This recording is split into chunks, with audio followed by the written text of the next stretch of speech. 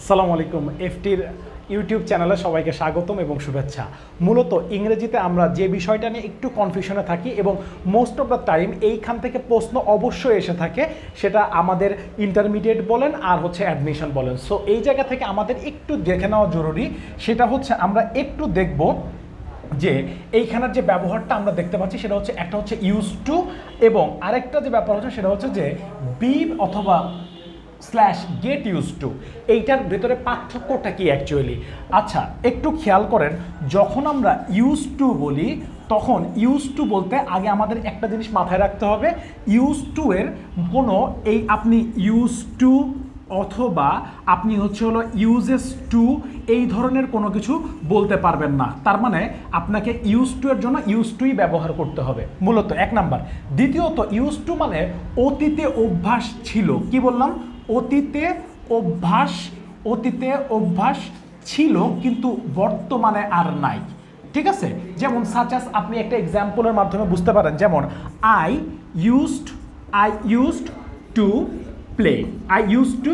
Play, অর্থাৎ I use to play মানে হচ্ছে আমি অতীতে খেলতাম কিন্তু বর্তমানে আর খেলার মানে অভ্যাসটা আমার নাই। মূলত অতীতে ছিল, বর্তমানে আর নেই।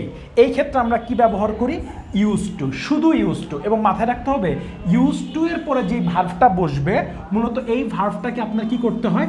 V0, অর্থাৎ ভার্বের বেস ফর্ম আমরা কি ব্যবহার করি? বেস ফর্ম আমরা ব্যবহার করি। এর পরের ব্যাপারটা একটু খেয়াল করেন। এর পরের যে ব্যাপারটা আমরা যদি একটু দেখি, তাহলে আমরা দেখব যে বি ইউজ টু অথবা গেট ইউজ টু যদি কখনো থাকে, তাহলে মাথায় রাখতে হবে এরপরে আমাদের ভার্বের সাথে কি করতে হয়? আইএনজি করতে হয়।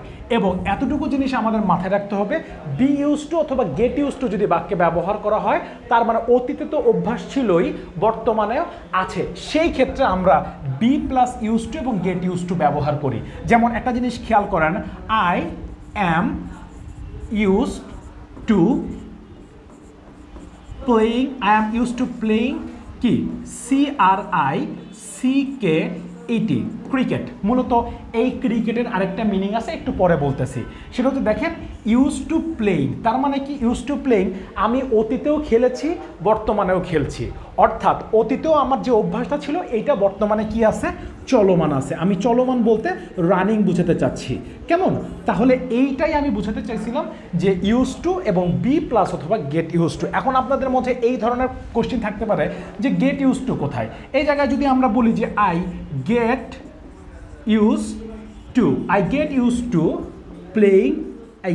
Two playing cricket, CRICKET, cricket.